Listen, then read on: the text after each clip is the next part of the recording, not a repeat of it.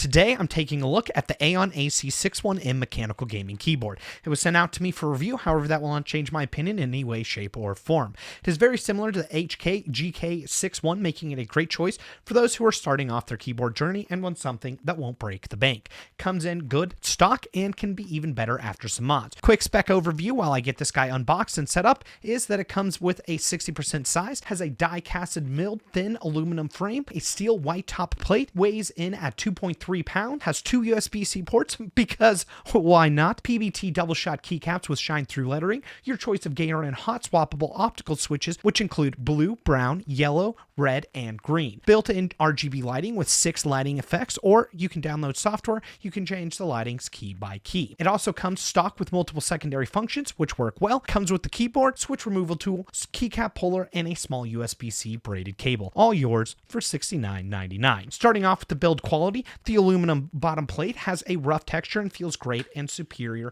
to plastic, but it is quite thin, which is to be expected at this price point. On the bottom, you have 4 rubber pads with no step ups. However, it is at a natural incline, making typing a bit more comfortable. This makes the overall keyboard feel solid. Around the top, they have made a shiny, smooth bezel, making it look a bit more premium if that's your jam. Under the keys and switches, you have a metal top plate that has been painted white for reflecting all that RGB goodness. This, along with the aluminum frame, is where you get most of that 2.3 pound weight. Since the keys sit on an enclosure and the top plate is white, it really highlights the RGB, making the entire bottom even in lighting, which I really dig. Unfortunately, the RGB lighting on this board is mediocre, with colors not being fully accurate or all that bright. This is exacerbated, as you can see the reflections off the keycaps themselves at certain angles, which can be highly distracting. It wouldn't be so bad if one of those angles wasn't the main way that you look down at the keyboard, and it worsens substantially when you're looking directly at it. Additionally, due to the keycaps, the lighting isn't even throughout, and without the software, you only have this blue, light blue color as a choice for the static lighting, or also a green, which I'll show off a little bit later,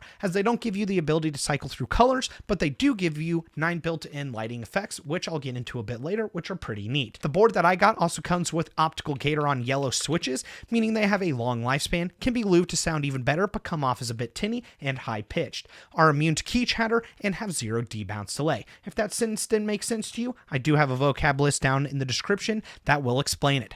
Better study up because the test will be in a week. They have 50G actuation with 60G bottom out and 4mm of total travel, which makes me think that they would feel very heavy, as I'm personally used to about 40 grams of actuation force. But these feel incredibly light to type with and are extremely responsive. So don't let the 24-cent cost per switch dissuade you. They're supposed to be quiet, but I find them to be moderately loud, to the point personally I wouldn't use them at work because I think I'd annoy my coworkers and I don't want to be murdered. But it may be good to soothe somebody to sleep in a quiet environment.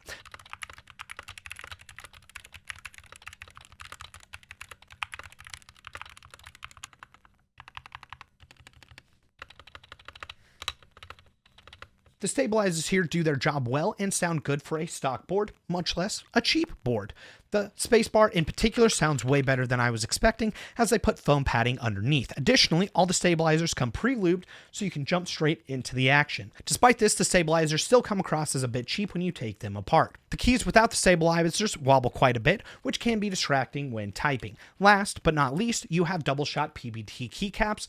They are fine, but nothing to write home about. They have an aggressive curve in them that makes it so when I'm typing that it slows me down a lot, as I feel like I need to put my fingers up high to get clear and then have to be careful as they actuate rather quickly, making this not ideal for touch typists. The font is fine, but I find the lettering to be ugly and I'm just not a big fan of it, which will vary from person to person, as that is definitely a subjective thing. This is only exacerbated by the uneven lighting. They have all the secondary functions on the bottom right of the key, and boy, are there a lot of them. Seriously, almost 50% of the board is covered in them. Keycaps come across as smooth, making them feel more like ABS over PBT, as PBT tends to be more textured and rougher. Otherwise, they get the job done. The dual USB-C is interesting, as the point is that you can cable manage better based on your environment for it to be on the left or the right, which means you left-hand mouse users just hit the lottery. This keyboard was literally built for you. So look at you go, you lefty you. With this keyboard being a great start board, you have some room to upgrade it. It takes about 20 to 30 minutes to take it apart. I won't be tearing it apart in this video as I'm far too lazy,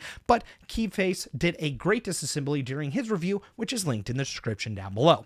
I don't recommend using the included keycap and switch puller to do this, as they aren't the best, and the keycap scroller can actually scratch the PVD coating, and the switch puller is so itty-bitty that you need to put some blood, sweat, and tears into pulling them out, making it torturous and exhausting experience by the end if you were to pull them all out. Despite that, I do appreciate them supplying it with the keyboard, as if you only had a switch or two to go bad, you could easily switch it out. Or if you were feeling frisky, you could buy other Gateron optical switches and put them in to get a feel for them, which isn't a huge ask, as Gateron switches in general are quite inexpensive, but still quality. This is a double-edged sword, however, as that means you're also stuck with only Gateron optical switches, as it doesn't support any other switch. Additionally, only the spacebar comes with foam, so you'll need to add more foam in order for better sound dampening. You wouldn't need to lube the stabilizers, as those come pre-lubed. You can lube the switches if you like, which will make them sound better, but I don't think that that's necessarily needed. Once you tear it apart, you can see that this thing is definitely mass-produced, but everything about it from my quick overview looks good, so no real complaints on that end for the price. This keyboard does come with software that you can download from aeonuniversal.com, which they mention in the user documentation and on their box and all over the place. However, I got a safe browse alert page when I went to it, so I went, nope, and dip the heck out of there. So I won't be reviewing that aspect. Hopefully they will get that resolved, and that won't be the case going forward, as life is sketchy at the best of times, and it just wasn't worth the risk for me, even though everything probably would have been just fine.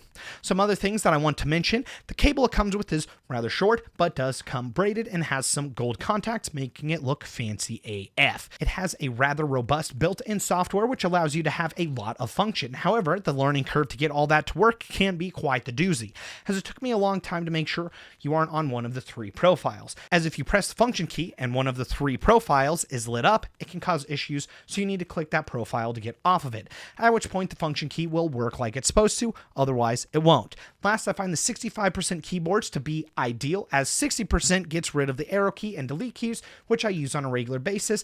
Needing to hold down the function key to access those can get frustrating and cumbersome, and definitely slows down my workflow when I'm doing anything other than gaming, often making me want to huck it across the room. This is more of a me thing, but something that you should definitely consider before buying. Now I'm going to go into all the secondary actions real fast, and then I'll be finishing up the video with the conclusion. I apologize for the poor picture quality. Unfortunately, my webcam can only do so much, and trying to get a better picture angle is just not going to happen. So anyways, through the function controls, if you hold the function key, obviously you have access to a bunch of different secondary keys. On the top here, you have all of your function or F keys that you can get to. If you press function and this, it'll turn on and off the lighting automatically. You also can turn down the brightness by clicking these two keys, so that'll go down, that'll go up. And what's nice is when you're at maximum, it will flash like that to let you know. If you have one of these, you can speed it up. So if I want to slow it down, I can slow it down if I want to. As you can see, that goes very slow. And then if I want to speed it up, I can do that. Again, it flashes when you're at the maximum or minimum to speed that stuff up, which is nice. Over here, you have like a developer option thing.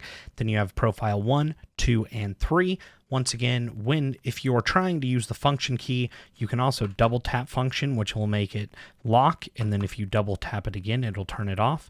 So if you have function and a profile key on, it's hard to tell just through my lighting, but now you can see that that's trying to have you edit the profile 1. So you want to make sure that is off when you're trying to use the function key, or it's going to mess things up.